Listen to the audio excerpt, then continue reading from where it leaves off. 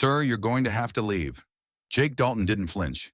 He had faced warlords with rifles aimed at his chest, but nothing hit harder than the look of confusion and judgment on the security guard's face, like Jake was dirt under his shoe. All he wanted was to see his son graduate from the shadows, from a distance. The sun beamed down on the grand courtyard of Westbridge High School, where students in navy blue gowns shuffled excitedly. Parents gathered in clusters, wearing polished shoes and proud smiles, fanning themselves under rented white canopies. The class of 2025 was about to walk. Among them stood Ethan Dalton, class valedictorian, full scholarship to MIT, and a young man who looked like he had it all figured out. His speech was in his inside pocket. He'd rehearsed it 100 times except for one line, a line that wasn't written down but lived heavy on his heart.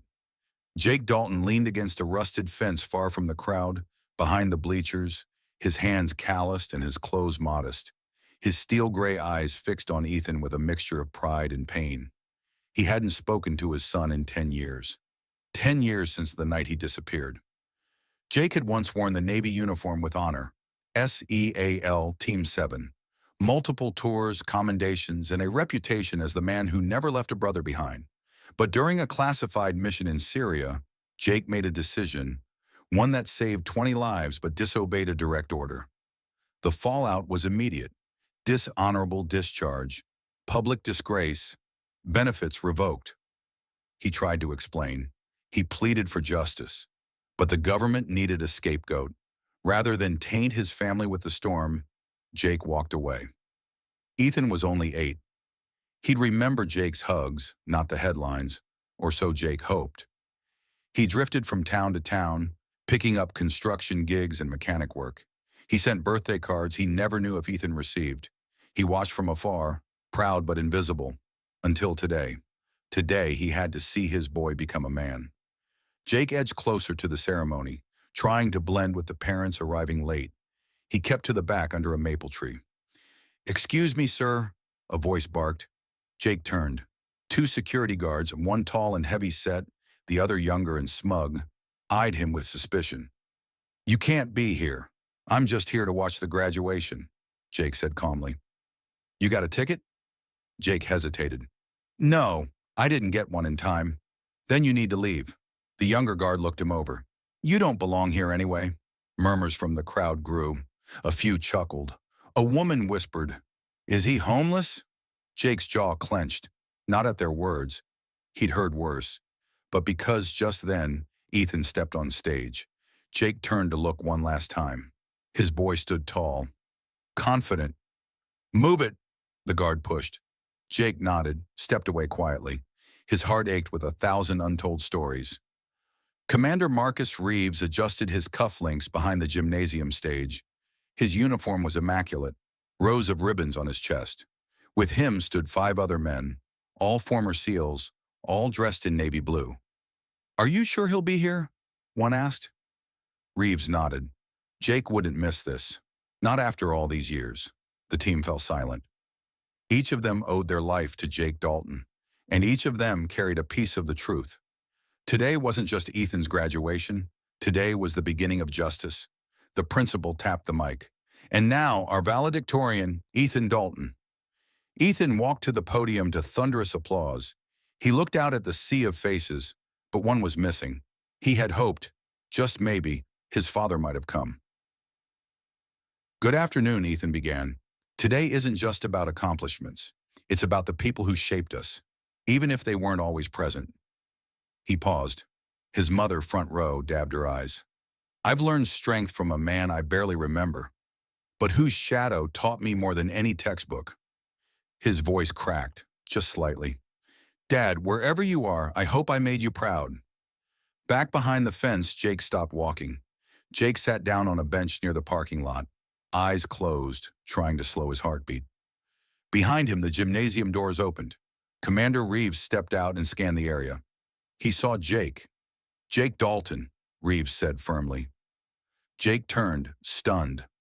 "Time to come back, brother. The world needs to hear your truth." The sound of boots echoed behind Reeves. 5 more men stepped out. The SEALs were here, and Jake Dalton's story was no longer in the shadows. They buried his honor in a file marked classified. For 10 years, Jake Dalton wore shame like a second skin. But somewhere deep in a locked military vault, 6 men held the key to truth, and they were done staying silent.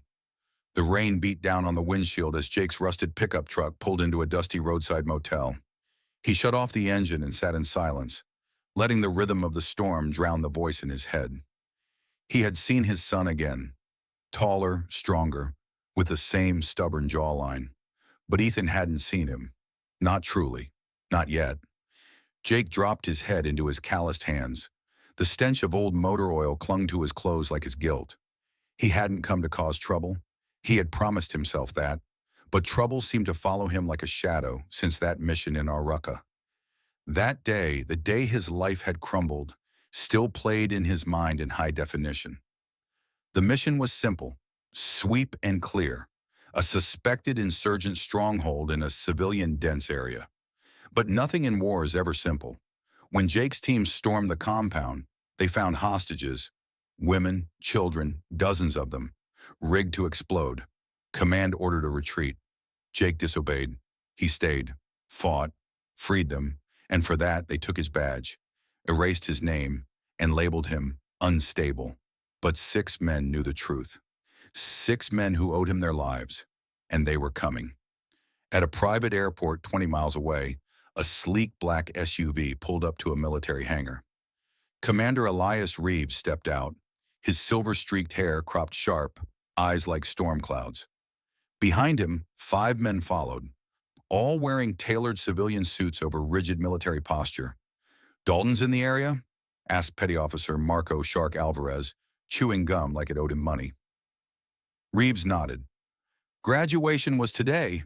His son, man, still believes in redemption," mumbled Tyrone Doc Mays, the team's medic. "Even if no one else does." Reeves looked toward the school's towering steeple in the distance. "You all know why we're here. 10 years of silence ends tonight." He pulled a thick manila envelope from his briefcase, stamped with 2 words, "Eyes only."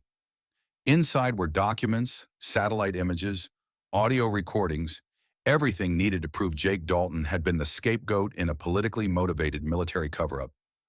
But more than that, it contained the heart of their mission. "A man loses his honor," Reeves said, voice steady. "We give it back. We don't let ghosts carry our guilt."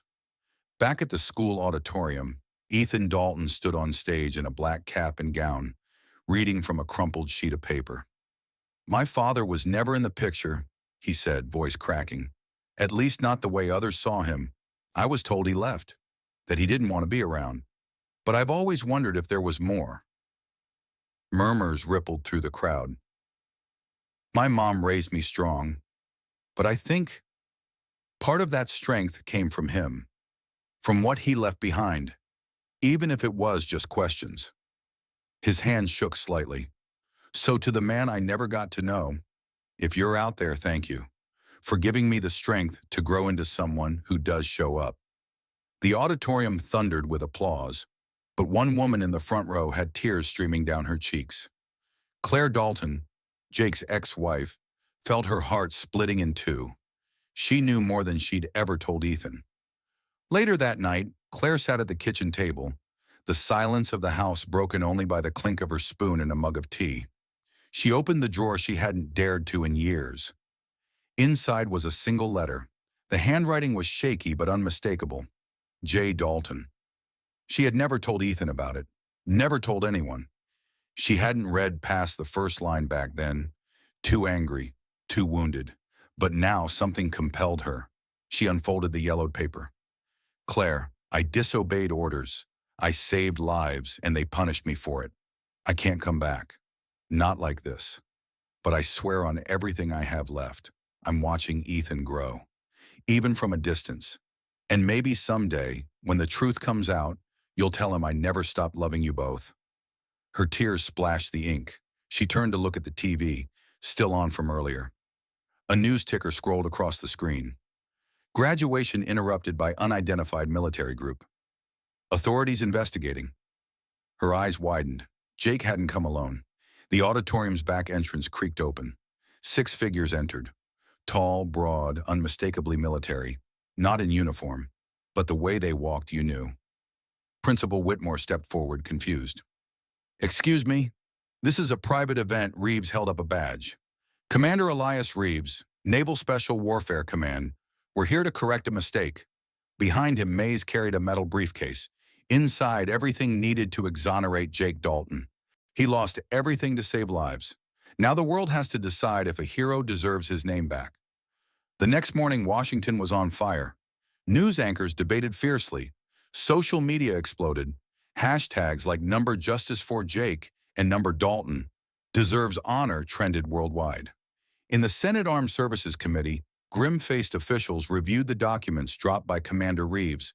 Admiral Charles Merritt, one of the original voices behind Jake's discharge, rubbed his temples as the panel chairman said, "It appears we buried a hero under bureaucracy." A subpoena was issued. Jake Dalton was called to testify. At the motel, Jake stared at a neatly pressed Navy suit laid across the bed. Claire helped adjust his tie while Ethan stood at the door. "You ready to face them?" Ethan asked. Jake nodded. "I've faced worse, but this one's personal." Outside, the SEALs waited in formation, not as soldiers, but as brothers. The committee room was packed. Flashbulbs popped, cameras rolled. Jake stepped to the microphone, flanked by Reeves and the other SEALs. He cleared his throat. "I'm not here to demand medals," he began. "I'm here so no other soldier gets erased for doing the right thing." He told the full story, how intel failed, how he made a split-second choice, how lives were saved, and how the system punished valor. The room sat in stunned silence. When Jake finished, there was no applause, just raw silence. Then the chairman spoke. "Mr. Dalton, on behalf of a grateful nation, I apologize." The room erupted in murmurs. Even hardened reporters wiped tears. The vote was unanimous. Jake's record would be cleared, his medals reinstated, and he would be honored in a public ceremony. A week later, the school hosted a special assembly. This time, Jake stood at the podium in full-dress uniform. Ethan introduced him with pride. "Ladies and gentlemen, my father, Chief Petty Officer Jake Dalton." The room stood. Applause thundered. Jake kept it short. "I was told silence was safer, but the truth has a power silence never will. Thank you for giving me back my voice." That evening, under a quiet sky, Jake, Claire, and Ethan sat around a backyard fire pit. The SEALs had all gone home. Ethan looked at his dad. "So what now?" Jake smiled. "Now? We live together." 1 year later, a bronze statue was unveiled at the Naval Special Warfare Museum. It depicted a man carrying a wounded soldier under fire. The plaque read, "In honor of those who disobeyed orders to do what was right." Inspired by Chief Petty Officer Jake Dalton.